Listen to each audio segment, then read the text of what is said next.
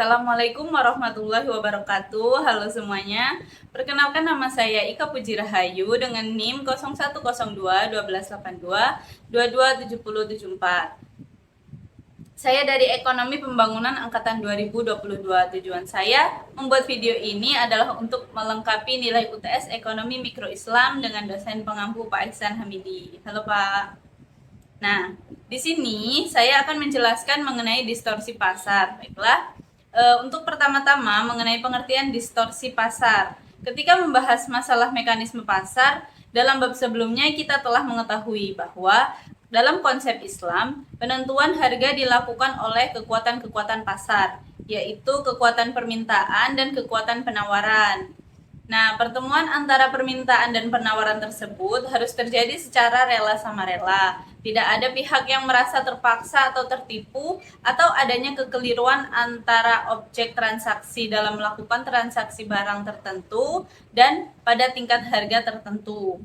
Dengan demikian, Islam menjamin pasar bebas di mana para pembeli dan para penjual bersaing satu sama lain dengan arus informasi yang berjalan lancar dalam kerangka keadilan, yakni tidak ada pihak baik dari individu maupun kelompok, produsen maupun konsumen, apalagi pemerintah yang zolim atau dizolimi. Nah, hal tersebut tentunya merupakan situasi yang ideal.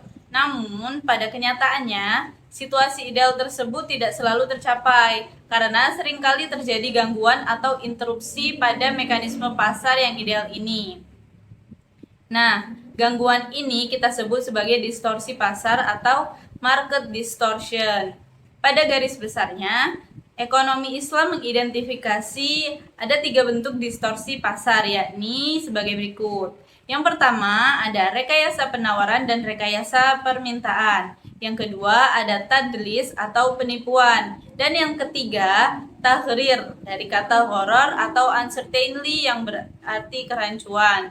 Nah, dalam fikih Islam, rekayasa penawaran atau false supply lebih dikenal sebagai ikhtikar. Ikhtikar ini seringkali diterjemahkan sebagai monopoli dan atau penimbunan. Padahal ikhtikar tidak identik dengan monopoli atau penimbunan. Dalam Islam, siapapun boleh berbisnis tanpa peduli apakah dia satu-satunya penjual sebagai monopoli atau ada penjual lainnya. Monopoli dan menyimpan stok yang dilarang dalam Islam adalah yang dilakukan dengan maksud untuk mengambil keuntungan di atas keuntungan normal, yang tentu saja hal tersebut akan merusak mekanisme pasar. Sedangkan rekayasa permintaan atau false demand sering dikenal sebagai bai najashi. Contoh bai najashi adalah pada seseorang yang merupakan sekutu pihak penjual yang berpura-pura menjadi calon pembeli. Ia kemudian menawar harga lebih rendah dari yang ditawarkan oleh penjual. Akan tetapi, sebenarnya harga yang diajukan masih lebih tinggi dari harga yang berlaku di pasar.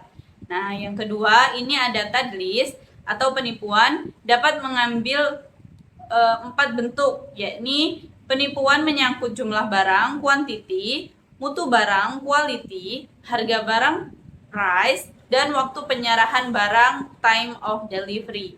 Nah, kondisi ideal dalam pasar adalah apabila penjual dan pembeli mempunyai informasi yang sama tentang barang yang akan diperjualbelikan. Apabila satu pihak tidak memiliki informasi seperti yang dimiliki pihak lain, maka salah satu pihak akan merasa dirugikan dan terjadi kecurangan atau penipuan. Nah, hal ini disebut dengan tadlis atau penipuan, yakni unknown to one party. Nah, sedangkan yang ketiga itu ada tahrir atau kerancuan atau bisa disebut juga ketidakpastian, juga mengambil 4 bentuk yang menyangkut kualitas, kuantitas, harga, dan waktu penyerahan barang. Tadlis dan tahrir keduanya disebabkan karena adanya incomplete information. Menurut Ibnu Taimiyah, horor terjadi bila seseorang tidak tahu apa yang tersimpan bagi dirinya pada akhir suatu kegiatan jual beli. Berbeda dengan tadlis, di mana incomplete information hanya dialami oleh satu pihak saja, misalnya pembeli saja atau penjual saja. Dalam tahrir ini, incomplete information ini dialami oleh kedua belah pihak, baik pembeli maupun penjual. Oke, kita sudah membahas pengertian distorsi pasar. Untuk yang selanjutnya yaitu contoh kasus. Untuk contoh kasus ini, dari distorsi pasar kita dapat ambil pada kejadian tadlis atau penipuan pada Pasar Wage Purwokerto. Pasar Wage Purwokerto merupakan salah satu pasar tradisional terbesar di kota Purwokerto. Di Pasar Wage Purwokerto ini terdiri dari berbagai jenis pedagang, mulai dari kebutuhan sandang, pangan, dan papan. Dari observasi yang dilakukan selama 2 minggu di Pasar Wage, penulis menemukan beberapa indikasi kecurangan pasar. Beberapa pedagang daging ayam melakukan penyuntikan, yaitu ditemukan banyak air di tubuh ayam yang menggenang, warna ayam yang mengkilat lebih putih namun akan menguning jika dibiarkan sampai sore, ayam yang terlihat gemuk dan dagingnya padat tapi berair. Selain itu, paha bawah kulit tipis, penghubungnya kencang dan ada bekas suntikannya. Nah, menurut Direktur Kesehatan Masyarakat Veteriner Kesmenvet, Ditjen Peternakan dan Kesehatan Hewan Ternak, Dr. Syamsu Ma'arif menjelaskan pada situs Detik Health mengatakan ayam suntik pada saat sudah menjadi karkas. Dugaan adanya kecurangan yang terjadi pada jual beli ayam broiler Kaskas yang terjadi di Pasar Wage oleh beberapa pedagang ayam broiler dengan menambahkan air pada daging ayam agar bobot ayam bertambah merupakan bentuk distorsi pasar. Nah, karena adanya kesesuaian fakta yang ditemukan di lapangan oleh penulis dengan pendapat Direktur Kesehatan Masyarakat Veteriner Kesmenvet, Ditjen Peternakan dan Kesehatan Hewan Ternak, kecurangan timbangan dan informasi yang disembunyikan oleh pedagang dan tentu merugikan konsumen. Meski begitu, tidak semua pedagang ayam potong kaki 5 berbuat curang. Ada juga yang masih jujur. Contohnya penjual daging ayam milik Bapak Sirun dan ayam potong milik Ibu Dar. Nah, kecurangan tersebut tentu tidak sesuai dengan firman Allah Subhanahu wa taala yang berbunyi, "Wa ila madyana akhahum syu'aiban qala ya qaumi ibudullaha ma lakum min ilahin khairuhu qad ja'atkum bayyinatum mir rabbikum fa'auful kaila wal mizana wa la tabghasun nasa asya'ahum wala tufsidu fil ardi ba'da islahiha dzalikum khairul lakum in kuntum mu'minin."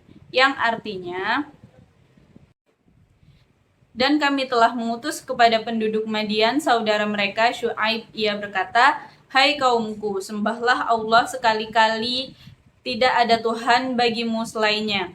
Sesungguhnya telah datang kepadamu bukti yang nyata dari Tuhanmu. Maka sempurnakanlah takaran dan timbangan, dan janganlah kamu kurangkan bagi manusia barang-barang takaran dan timbangannya. Dan janganlah kamu membuat kerusakan di muka bumi ini sesudah Allah memperbaikinya. Yang demikian itu lebih baik bagimu jika betul-betul kamu orang yang beriman." Nah, selain tidak sesuai dengan firman Allah Subhanahu wa taala, hal tersebut juga dapat merusak keseimbangan pasar dalam mekanisme pasar. Keseimbangan pasar kan terjadi jika titik permintaan demand dan titik penawaran supply saling bertemu atau disebut titik equilibrium. Dalam mekanisme pasar, jika terjadi ketidakseimbangan harga yang diakibatkan salah satunya karena distorsi pasar ini, maka cara menanggulanginya adalah dengan menghilangkan distorsinya. Di sini perlu adanya peran pemerintah. Peran pemerintah pada keseimbangan harga pasar disebut intervensi pasar. Karena intervensi pasar juga telah dilakukan sejak zaman Rasulullah SAW dan Khulafaur Rasyidin. Nah, sedangkan pada kasus ayam suntik ini, beberapa dinas terkait juga sudah melakukan razia. Namun, saat ditemukan kecurangan, tidak ada tindakan tegas yang membuat efek jera, karena bentuk tindakannya hanya berupa teguran. Jika hanya berupa teguran dari pemerintah, maka pedagang tidak akan takut dan akan mengulanginya terus. Penyuntikan air pada ayam adalah tindakan mencari rezeki dengan cara yang zolim, sehingga hasil yang didapat pun bukan rezeki yang halal. Demi mendapatkan keuntungan yang lebih, mengakibatkan ada pihak yang dirugikan. Pihak pasar wage juga perlu adanya pembinaan bagi para pedagang ayam agar tidak melakukan kecurangan dalam jual belinya.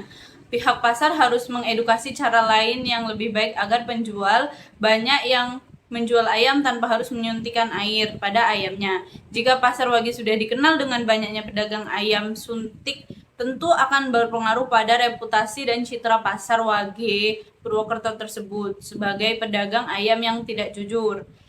Dinas terkait seperti Dinas Perdagangan dan Kesehatan bekerja sama dengan unit pengelola Pasar Wage Purwokerto melakukan sosialisasi edukasi secara intensif, rutin dan berkala pada pengunjung Pasar Wage dan memberitahukan tentang ciri-ciri daging ayam yang layak dikonsumsi, pentingnya mengkonsumsi daging sehat, halal, dan dikenali ciri-ciri daging yang ayam suntik. Bukan hanya terlihat daging ayam yang tidak basah, tapi cek juga ada bekas suntik dan lebam pada tubuh ayam tersebut atau tidak. Nah, baiklah, demikian presentasi dari saya mengenai distorsi pasar. Kurang dan lebihnya saya mohon maaf. Saya akhiri, wabillahi taufiq wal hidayah. Wassalamualaikum warahmatullahi wabarakatuh.